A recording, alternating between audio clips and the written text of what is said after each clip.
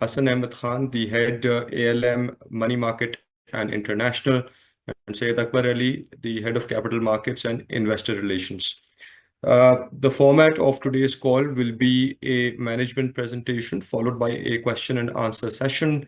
If you have questions to ask, you can raise your hand and we will prompt you to unmute yourself and ask your question. Alternatively, you can type in your question in the chat box and we will read your questions out to management. Just bear in mind one thing: if you are asking your questions, please remember to introduce yourself and state your firm's name before you ask your question. With that, Anjum, over to you. Thank you, Raza. Welcome everyone to our 2024 annual results call. We'll just give you a quick rundown of some, fundamentals, and then we'll have the Q&A. So the first slide, please. So on the first slide, this is basically a very brief synopsis of our geographic footprint. So just to let you know, we are operating out of 250 cities within Pakistan. We have presence internationally as well. We operate in 4 countries outside Pakistan. We are a AAA rated bank. Our capital adequacy stands at 17.96, which is, well above the regulatory minimum. And during the year, what's notable is that our market capitalization has increased by around 69, and we are amongst one of the, we were amongst the top 10 best performing stocks in the Asia Pacific region, as announced by S&P Intelligence. So that's a feat, which I would want to highlight here. On the next slide, we are talking about our market share. So if you move on to the next slide, so I'll start with advances.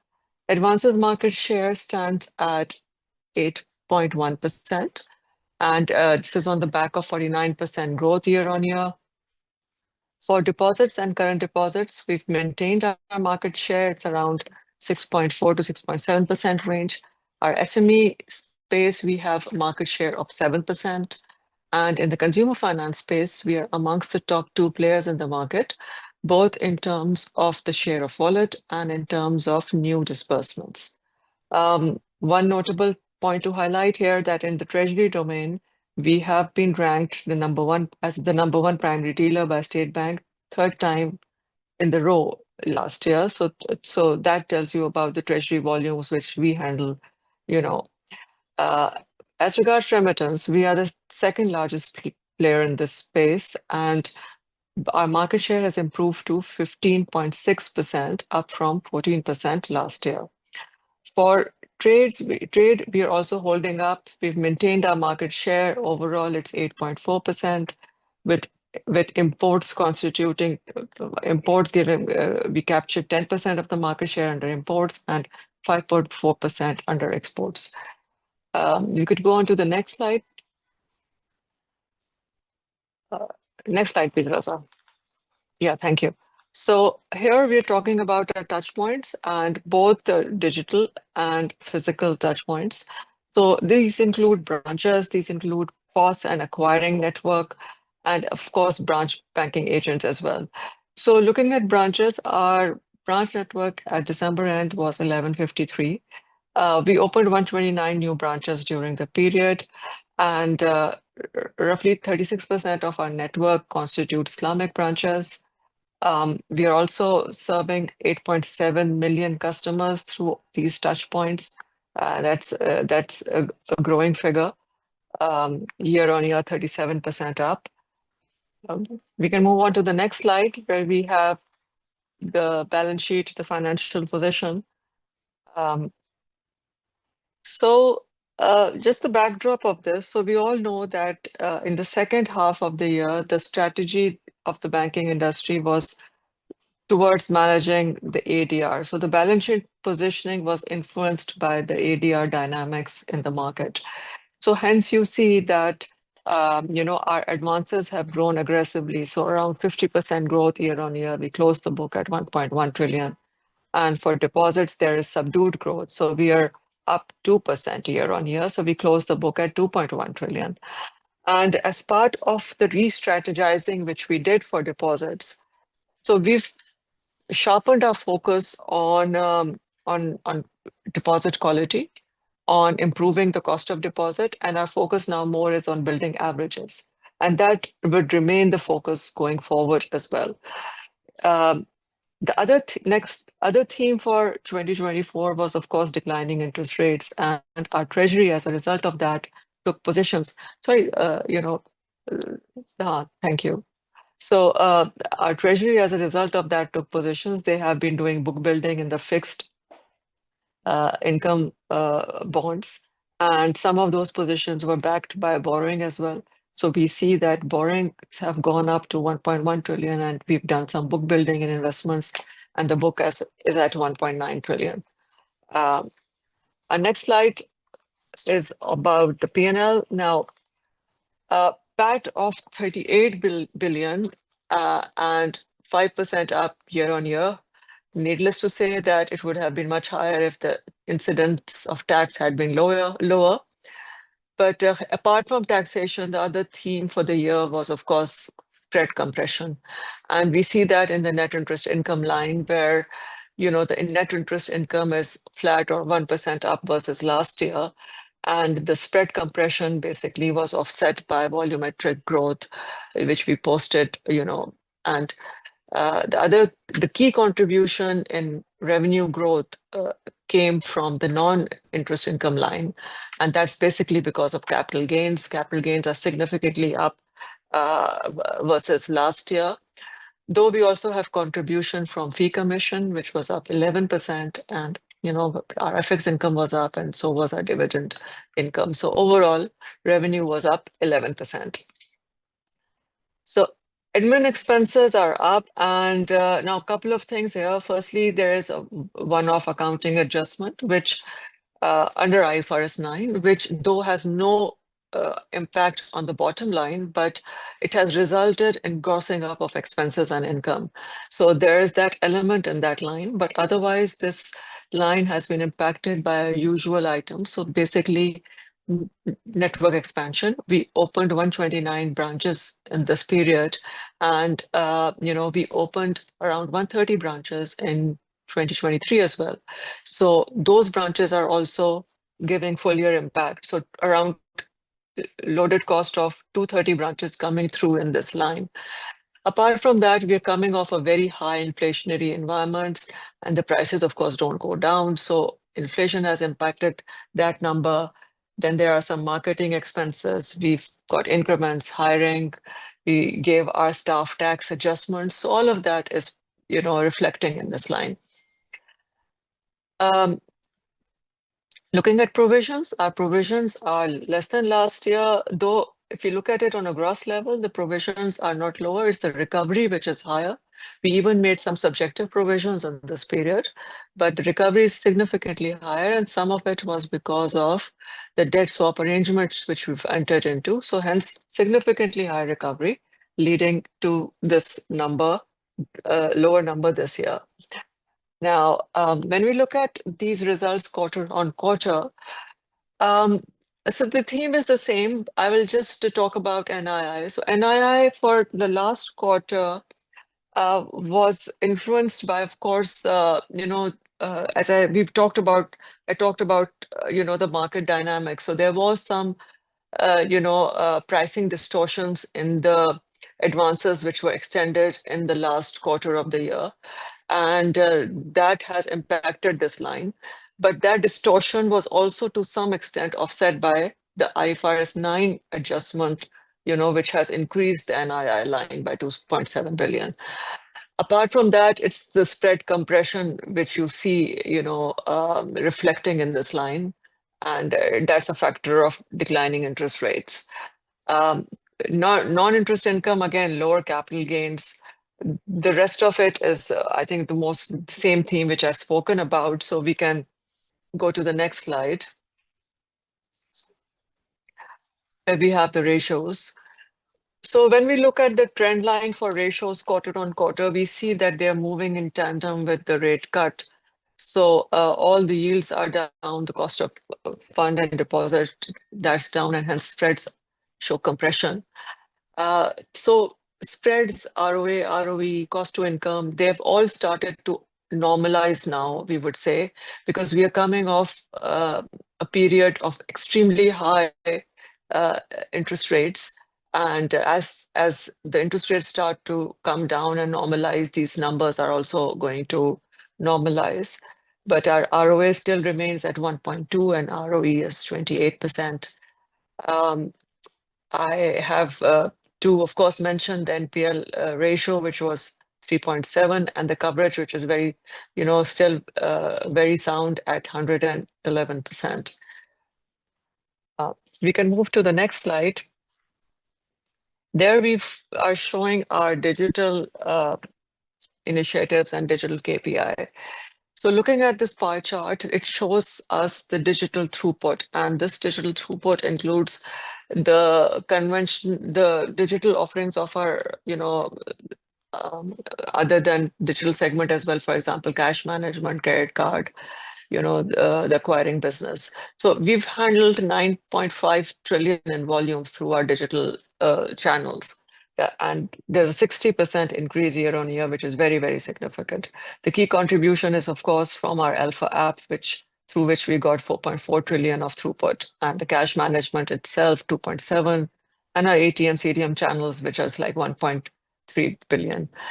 There's a very significant growth there. So our Alpha app customers have, and we monitor the 30-day active, more closely. So our 30-day active customers, users have increased to 1 million. And these are the ones contributing to 50% of the volume. We see increase in digital payment space. We see, digital lending go up. The digital lifestyle branch is also showing good traction. We've increased our sales and service centers. So this was a pilot project, and we were,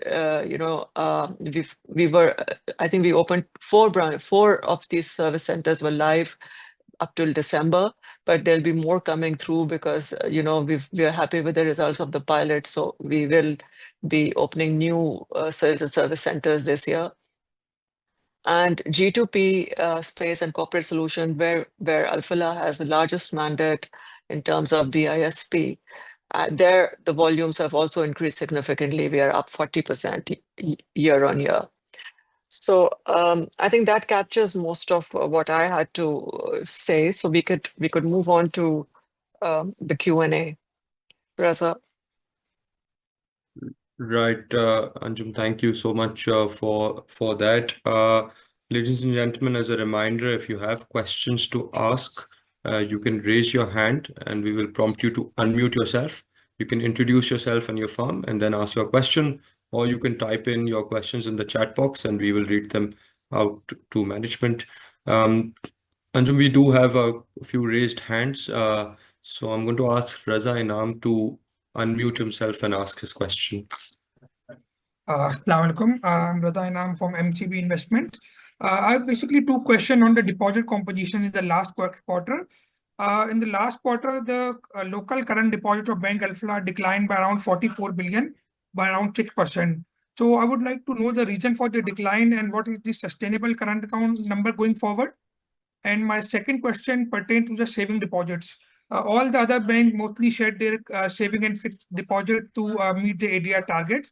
But in the case of Alfala, we've seen a massive jump of around 20% quarter on quarter in local saving deposits. So can you please shed some light on this? Definitely. So basically, see, ADR management was the theme at our end as well. And what happened was that as part of the ADR management, while we were trying to move away from saving, there were also certain associated current account relationships of these customers, transactional relationships, which got impacted as a result. And the saving phenomena which you see, these are totally unsolicited savings which we got. And this is basically as a result of the customers, their own balance sheet management. At year end, we were sort of, these funds were placed with us, And one reason for that, which we see, is that from the perspective of the customer, the bank rate being offered was still higher than the government security rate. So hence these flows which came through at the cutoff. But again, as I said, not solicited. The primary motivation in all through the second half of the year was ADR management, but thankfully that ADR was removed at the year end, so no impact. Thanks, Anjum. Raza, I hope that answers your question. The next question is from Anas Motiwala. Anas, unmute yourself, please, and go ahead and ask your question. Hi, Anjum. Thank you for doing this. I help run a family office. I have a couple of questions. One was on the deposit side. What kind of growth is the bank targeting? Because now the banks aren't hindered by the ADR tax and all of that. So what kind of current growth or CASA growth should we expect going forward? Okay. So this is slightly a tricky question. I'll give you the longer version of the answer. So basically, as I said, while we were strategizing for ADR, and our focus shifted towards managing cost of deposits more, deposit quality, and focusing on average. So now, and with the spread compression which is coming through, we feel that this is paramount. So going forward, while there's going to be growth, and we expect this growth to be, of course, easily north of 10%, but we would be focusing more on average deposits. And our average deposit number for last year also shows quite healthy growth for both. What is visible to you is the end of period number, but when you look at the average deposit number for total deposit and current account, both have increased significantly, and we are very happy with that traction, and we continue to see that going forward.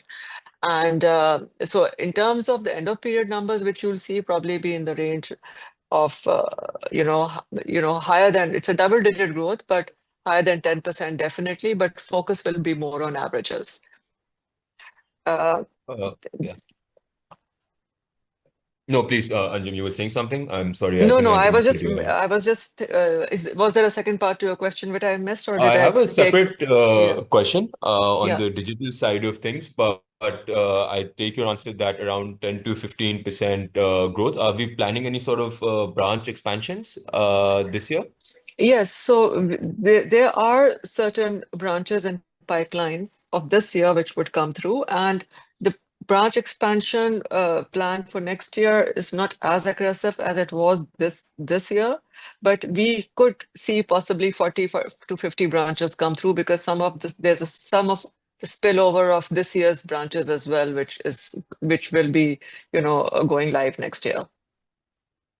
Is there an optimal number of branches because right now, obviously, the admin costs get inflated, but would there be economies of scale that would kick in? Like, is there like an optimal, in Pakistan, 1,200, 1,300 branches, you cover all the areas, you don't need more branches. And after that, like, once those branches scale up and become profitable, is there a limit to this? Because we feel that around 1,000 to 1,200 branches, or everyone kind of like outside of HBL, everyone tries to like shut down their branches. Like, as investors, should we think that eventually there'll be some sort of scale in all these investments that are being made?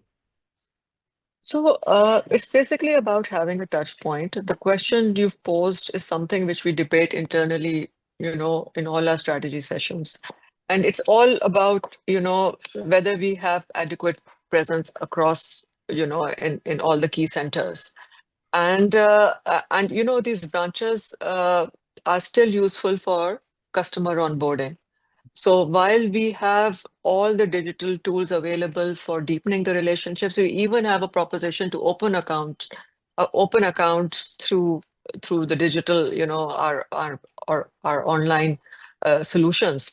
But what we feel is that the customer is still, the orientation is still towards branches. The customer onboarding itself they prefer to have a branch to go to, and hence the branches still remain relevant, especially for onboarding customers. And what would be the optimum number is a debate. Yes, going forward, it's not going to be, so far at least we feel it's not going to be as aggressive. But there are certain large banks who are opening branches too. So that's something which I can't give you right now a final answer. We are presently at 1153. We're of course planning to go above 1200 easily. But that strategy is still, it's a dynamic thing, and we continue to debate on that. Fair enough. Anjum, I had some questions on the digital side of things. It's encouraging to see that bank has been focused on that for a few years now. But in terms of the Alpha Mall, the QR acquiring and all of that, do we have any sort of numbers as to how much cash the company is burning on this? I would imagine Alpha Mall would still not be profitable, and like, how do we think about that? Like, is there a quantum kick? Itne losses pe we'll restrict it? Actually, to the contrary, most of our digital products are profitable. You Interesting. know, yeah, so let's say they may not be deeply in profit, but they have reached the break-even point. And of course there'll be it's a continuous space. There are other dynamics which, just like any other business, this space also gets impacted by many other factors. But all our digital products, apart from some new offerings, you will have a dent. So they are meeting their expenses. And we feel we don't consider it to be a burn. We consider it to be a good investment, because the banking landscape is changing, and both even domestically and, yeah, and internationally, digital is going to be the way to go forward. The new customer which you need to cater to is going to be all these youngsters and Gen Z. We need to be, sort of equipped to handle that. And that's what we need to invest for. And you will see paybacks through this going forward. Perfect. And then one more question on the digital footprint that the bank is growing, and this is a very small segment of it, so I'm not implying that this speaks for a much larger set. But I follow all these banks on LinkedIn, you guys, the other big banks, and Alfala gets a lot more complaints, at least from what I see on LinkedIn, about the digital app not working and stuff like that. It's not as bad as what it was for HBL, when it just became a bit of a really impacted their brand and became a joke, that technology front and stuff like that.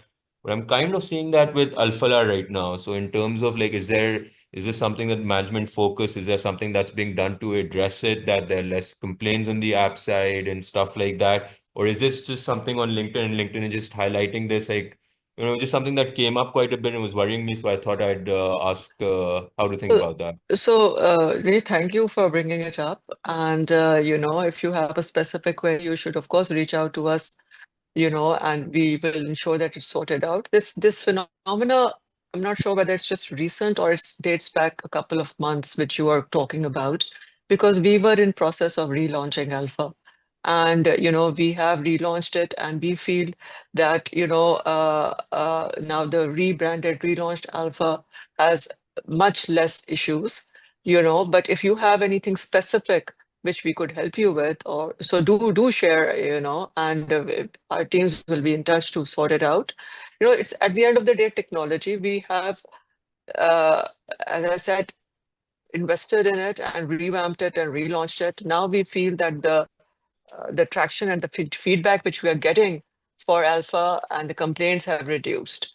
There could be some phenomena here and there, some glitch, some connectivity issue, here and there, which I'm not in a position to specifically address.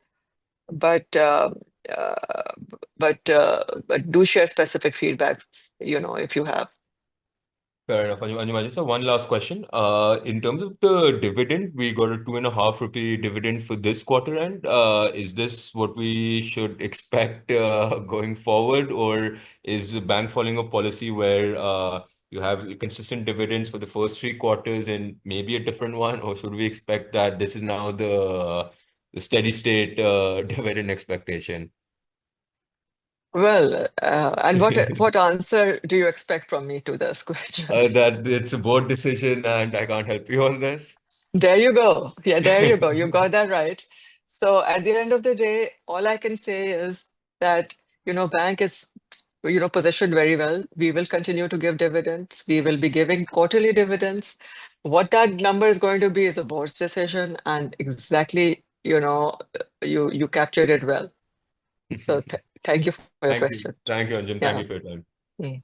Thanks, Anas. Thanks, Anjum. The next question is from the line of Sohail Tai. Sohail, unmute yourself, please, and go ahead and ask your question. Good afternoon, Anjum. I represent Afternoon. Amin Thai Private Limited.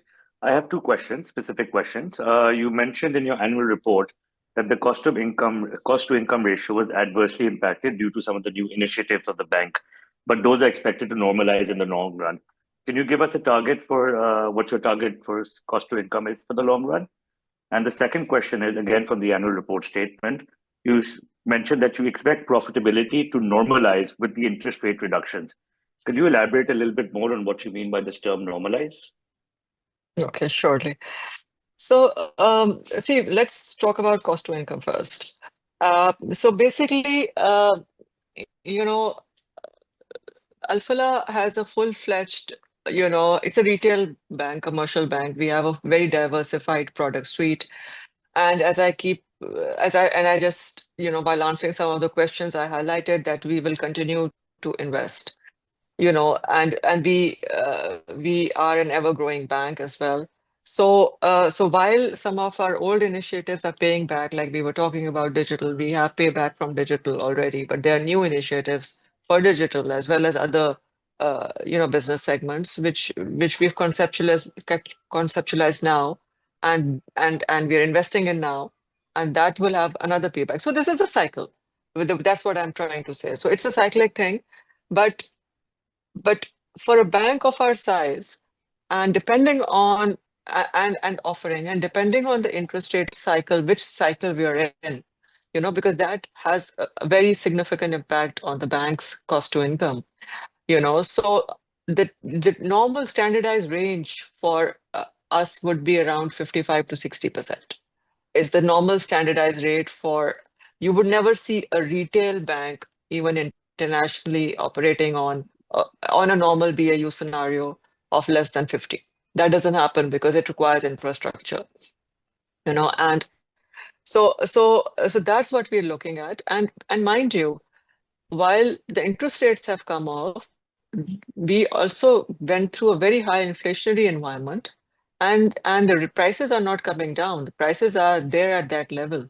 So now we need to churn even more volume to be getting back to our earlier profitability number. So there is going to be a normalization of returns, and if we were to maybe perhaps trace a last 10-year history, the interest rates which we saw in the last 2 years are unprecedented. We've never had, and so was the inflation.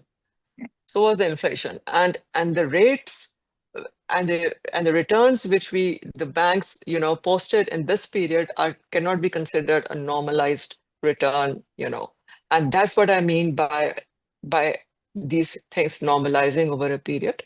For the industry, the normal return is in a certain range, and that we will see that we'll get to that point, and in this year and the next. Thank you. So I hope that answers your question.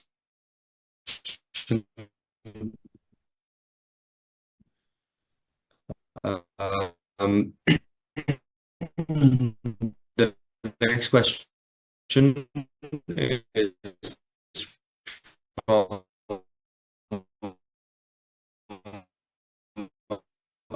Abdul Mukeet. Mukeet, go ahead and unmute yourself and ask your question.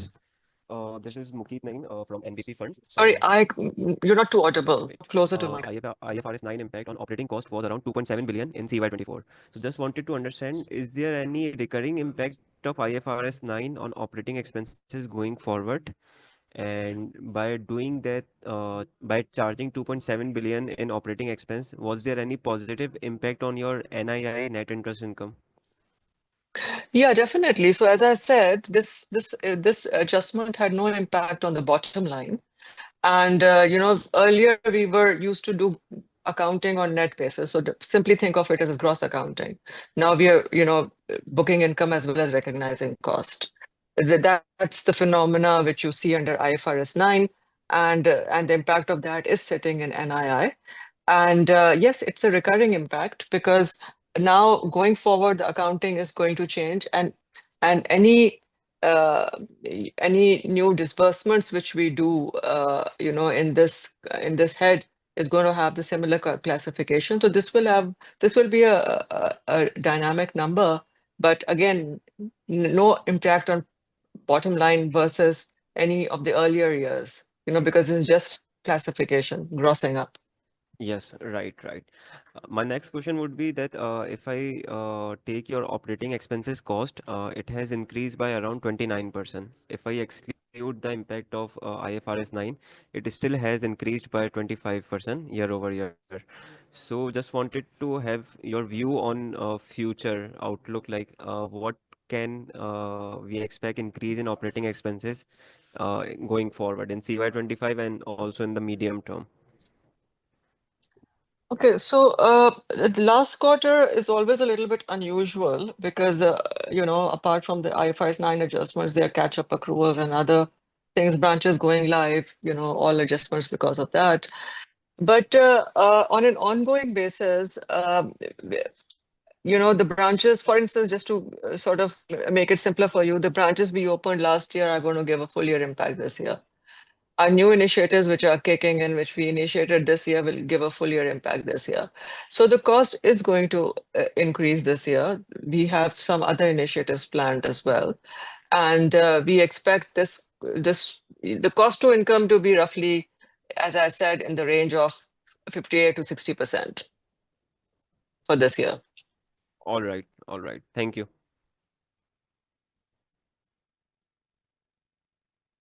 Thank you, Mukeet. The next question is from Mohammad Abrar. Abrar, please ask your Hello, question. everyone. All right. So, my question is basically regarding the unrealized gains that are on the books of Bank of Bharat. So the amount right now it's at around 34 billion rupees. So what's the approach of the bank like going forward? Is it going to be recorded in the gain on sale of securities, or are you going to elevate your names? Thank you.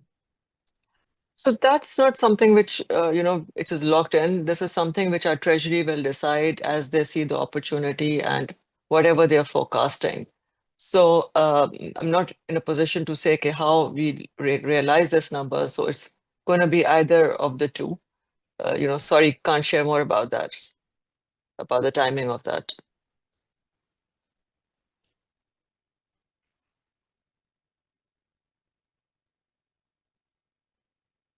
Thank you. I think that answers the question. I think there are some follow-ups.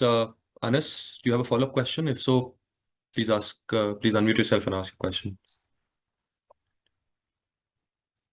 Sure. Thank you, Raza. I was just wondering that the other banks, they've guided deposit growth not of 15 to 20%, since Alfalah has opened a good amount of branches last year, this year. Are we being conservative at 10%? Because I would imagine 10-12% would be the industry deposit growth. Shouldn't Alfalah be striving for at least 18 to 20%? No, I Because think I did say, okay, perhaps, it was not clear. So around 10 to 15% is something we should see. But mind you, again, our focus is going to be more on optimizing quality, of deposits, cost of deposit, building averages, building granular deposits, sticky deposits, current account mobilization. But despite all that, we should see that number come through. Perfect. So we should expect above market deposit growth from Alfalah. That would be I what can't see, again, we're not going to be chasing market for the sake of it. fair enough. That's what I think I'm trying to highlight here. We will not chase market for the sake of it. We have to have all these tick in the boxes for profitability, for the quality of deposit. So the primary focus is profitability. You know, you already know there's spread compression. So we need to be very, selective and very wise about how we, strategize in this space. And so hence the focus is growth. We have not changed our focus away from growth, but it's the quality of growth and how we look at it is sort of going to be different. So it's not going to be just a number which we will chase blindly. That's the caveat I'm putting in. Fair enough. And do you have any sort of numbers that you would want to share in terms of how much NIM compression are you guys seeing across the year? So we can, you wouldn't want to share that. That's okay as well. Well, yeah, sorry, it's a little bit tricky, but there's of course compression, and considering that we feel that we were well positioned for this interest rate cut, maybe it's not going to be as significant as for some of the other banks, but I'm not in a position to share specifics. Fair enough. Thank you. Thank you for that. Yeah. Thanks, Anas. We now move on to questions in the chat window. Ladies and gentlemen, if you have questions in the chat window, please make sure if you haven't done so already, then just before you type in your question, just type in your firm's name or institution's name before you type in your question. That'll make it easier for us. The first question in the chat window is from Ehsan Ali. Two questions. What is repo borrowing at December 24 end? Do you expect it to go down moving forward? By how much? And the second question is on dividend policy, but I think you've answered that already in the earlier part of the conversation. So he's asking about repo borrowing. And I'll what's let the Hassan status take that question. So we had a repo borrowing of around 950 billion as of 31st December 2024. And going forward, I think it's going to be a dynamic strategy, and we expect it to be around, in between 500 billion to 1 trillion. Again, it all depends upon the interest rate view that we have. Currently, we are expecting no change in the next monetary policy, and so it all depends upon the interest rate view also. Thanks, Hassan. The next question in the chat window is from Waleed Rathwar. He's got a bunch of questions. The first one is about the target ADR and expected growth in deposit for CY25. And then there's a few questions on investment. So I'll let Anjum let you answer this, and then we can move on to the questions on the investments. Target ADR, is actually north of 51% is what we're looking at for this year. We want to maintain, traction on advances going forward. Right. There's something else? Sorry, go ahead. No, I think the growth in deposits, but I think again that's been addressed in the earlier part of the conversation too, right? So we can move on to this next few questions from Waleed. Hassan, these might be more directed towards you. What is the composition of investment portfolio between fixed PIBs, floating PIBs, and T-bills? And what sort of mix are you looking at for 2025? They're also asking the average yield on these types, fixed PIB, floating PIB, and T-bills, and the duration of the fixed portfolio. Okay, as of 31st December 2024, we had a government securities portfolio of around 1.8 trillion. And out of this 1.8 trillion, we had a fixed portfolio of mainly of PIB fixed rate and Sukuk fixed rate of around 35%. The yield on this portfolio was around 14.5%, and the duration was around 2.5. This was as of 31st December 2024. And we had a T-bill portfolio. The T-bill portfolio was insignificant. It was around 100 billion, so it's going to mature in 2025. And that's actually another follow-up that he had, that is there any major repricing expected to happen in the investment portfolio? So I think you've partially answered that, but if there's any other color you'd like to add. So we do have some maturities of PIB fixed rate and Sukuk fixed rate. The maturities are around, 75 billion in 2025. And the yield on that portfolio is around 16.5%. Thank you. And the last question from Waleed's end is for admin expenses, what percentage increase is expected in this year in 2025? So as I explained, we'll still have some initiatives, and the initiatives and the projects which we initiated last year will have a full year impact this year. So it's going to be significant. I gave a rough estimate of around cost to income of around 58 to 60%. So you can sort of get an idea. So this will be high, of course, higher than 15% growth in admin expenses. Thank you. SN Ali has the same question on the investment mix. I think that's been answered just now. The next question is from Sunny Kumar. How many branches are you targeting to open in 2025, and how many of them will be Islamic? Okay, so as I said, some residual branches of this year, and 30 which we planned for next year, and most of these are 25 of these are going to be Islamic, so roughly 50% of this Islamic. Islamic has remained a focus for us. Even this year when we opened branches, the majority of them were Islamic. Understood. We do have several questions in the queue in the chat box, but they seem to be repeat of, for instance, the investment book and the yields.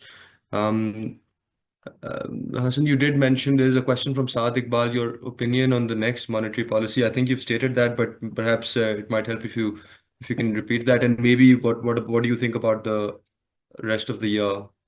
Yeah, so we have already seen a rate cut of around 10% in the last 6 monetary policies, starting, I guess, from June. So we are of the view that State Bank or the Monetary Policy Committee would take a cautious stance this time and would keep the policy rate constant. So for the next few monetary policies, we expect them to maintain status quo in terms of policy rate. And as far as the interest rates bottoming out is concerned, so maybe in the last 6 months we can see a cut of 1%, but so far our expectation is of 12% in the next 2-3 monetary policies. Right. We have a question from Muzammil Khan from Al Habib Capital Markets. So this is on the Islamic business, and so does Alfalah see headwinds because of the new MDR rate on deposits? Actually, no, because for us the payout, there was no such significant gap in the payout. So when we were looking at our numbers, we don't see a significant delta coming through. Our cost of deposit on the Islamic front was already quite decent. Understood. We have a follow-up question from Abdul Mukeed. Again, maybe he's asking for a little bit more color of what is the impact of rise in profit sharing ratio on Islamic operations NIMs. So I don't know So if you same answer, because we're not expecting very significant impact. We were already, the gap was not significant at our end. Right. As of this moment, Anjum, we don't have any raised hands or questions in the chat box. There are a few questions in the chat box that I haven't asked, but they're repeats of the same investment book. So, if you have follow-up questions to ask or fresh questions, please do raise your hand or type in the questions in the chat box. At the moment, we don't seem to have any new questions.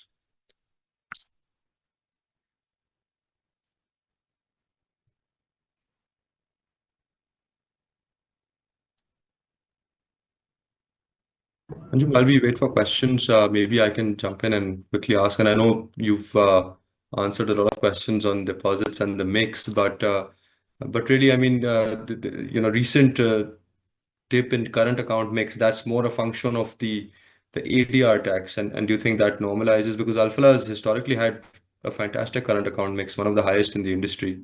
Is that Yeah, something that we go back to? definitely. So, see, I think our closing current account mix was around 38%. And normally we operate in the 41% mix. So we should have that. And as I said, when you start pruning, so there are some associated accounts which get impacted as well. So that's what happened. But we are looking into it, and these numbers should. But mind you, our current account average growth was quite significant. So it's a cutoff number, which is, you are concerned by. But on average, our current account grew by around 16%. So, which is a very decent growth. And hence, that's where we got support from in NIM, because the spread compression otherwise would have been much more severe. So, that our focus would totally remain on current account, of course. But any profitable deposit, good quality deposit is something which we're looking at. Got you. Thank you for that. We have a follow-up from Abdul Makit, who's raised his hand. Makit, go ahead and ask your question. Thank you again. Just wanted to ask the impact of MDR on conventional side, like the institutions are not restricted to pay saving rate of like the MDR fixed rate. So is there any positive impact, or is there any kind of incident where you gave profit ratio below MDR rate? We understand that there is a significant competition in the industry, and that might not be happen that then institution would get any rate below MDR, but just wanted to have your understanding and view on this. So your understanding is absolutely correct. Number one, the fact that what's the impact on the conventional side, what's the impact on ADR? So MDR, sorry. So basically, this chunk, these categories which were excluded, they hardly comprise, on an average basis, 10 to 20%, of our portfolio, maybe even less, when we look at it on an average basis. So not a very significant impact. And we were the expectation was that the market pricing for these institutions would change, but it has not changed. When you bargain on price, there's always somebody else who's ready to pick them up. So the market remains as it was, and there's no significant gain coming through. There's a little bit of course, improvement, but nothing which the earlier expectations were. Nothing in that range. All right, all right. One more question related to IFRS 9 that I have previously asked. Just for my understanding, as you mentioned that the bottom line impact would be same. Just for my understanding purpose, I'm asking that when interest rate was at 22% and when interest rate is at 12%, is there any change in the amount that you are charging in operating expenses, like the gap? Suppose if you are giving loan to your employee at 5%. So the gap previously was 17%, now the gap is 7%. So is there No. any impact of gap? I got your question. So basically, this adjustment, the delta is just determined on the day of disbursement, and then it's constant throughout the period. Okay, so for the new loans, it's going to be determined based on the differential today. But for the earlier loans already sitting in our book, it's determined based on whenever they were dispersed. So that cost is locked, and that's the amount which is going to flow through. All right, all right. This And is not a mark-to-market concept. got it, got it. That was my question exactly. Thank you so much. Thanks, Keith. The next question, we have a raised hand from Sayed Fawad Basir. Fawad, go ahead and ask your question. Assalamu alaikum. I know we're coming towards the tail end of the time, but just a quick one. In 2024, we've seen like a bunch of policy interventions from the state bank, the government in terms of taxation, MDR, um, and then then this was abolished, and then the tax rate was raised. So keeping this in view, and then the cases that were just suddenly you had to pay the windfall tax on the previous. I mean, I know most banks had provided for it, but that happened. So going forward in 2025, any headwinds coming from that perspective? Anything that we need to keep an eye out on, or anything that you guys are feeling that this may happen or something? Any color on that front? So I'm not in a position to second guess that. So we'll have to take it as it comes. There is, of course, discussion happening on reforms, structural reforms, and balanced taxation. So hopefully, that should pave way for, for these headwinds to fizzle away. But can't be guessing here. You know. Fawad, I hope that answers your question. We have two questions, both from Sadiq Bal in the chat box. His first question is, do you feel there will be competition from digital banks in future? And the second question is, are you in a position to share any update with respect to Samba Bank's acquisition? So regarding digital banks, of course, digital is the way to go, and you should never underestimate a competitor, firstly. So, but digital is the way to go on a serious note. And, if whenever they come and they start offering, and one or two have already started offering, so there will be competition, and competition is always healthy. It always helps us improve our product offering as well. So and where we have an advantage is that we've over a period of time, and we were just talking about it on this call only, the investment Alfalah has put into the digital space, and the time it took for those investments to break even, we've already done that journey. Now for us, it's scaling and improving. So we feel that we are very well positioned to counter any such competition element from the market. And as I said, at the end of the day, competition is always healthy. It helps help you improve your own product. So that's what, so that's how we see it. You want the second question? Anjum, it was on, I don't know if you're in a position to share Samba Bank, details with yes. Samba, yeah. Yeah, so that there was an announcement earlier on, much earlier on, a few months back, where this did not happen, and so that's a close subject for us. So that announcement was made in the stock exchange a few months back.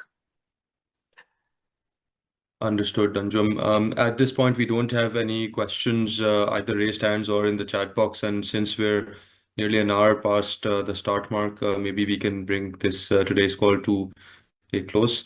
So Anjum, Hassan, if you guys have any closing remarks to make, please go ahead. So I could sum up. So basically, our landscape, our market dynamics have improved, as we've been discussing. The latter half of 2024 was all marked by ADR dynamics. So the whole market dynamics got distorted because of that. So that's normalized. Now we can focus on our core strategy, and our core strategy revolves around growth. And as I said, we're talking about, we're back to growth, but more sustainable, profitable growth going forward. And of course, we will continue to invest as well. We're investing for growth, and there are other initiatives in pipeline which we feel are very important. And again, as we see that the landscape is changing both domestically and internationally, those investments are integral to stay relevant, and that's important from our perspective. And so basically, we remain very well positioned to take advantage of any opportunities which come through our way, and of course, to counter any competition as well. So we feel that we are very positioned to add value for our stakeholders. That's from my side. Thank Otherwise, you. I want to thank you all for attending. Thanks, Anjum, for being on the call with us, yourself and the rest of the Bank Alfalah team. And we hope to see you on the next quarter's call, and best of luck for 2025. Thank you so Thank you much. very much. Thank you. Thank you. Thank you all. Recording stopped.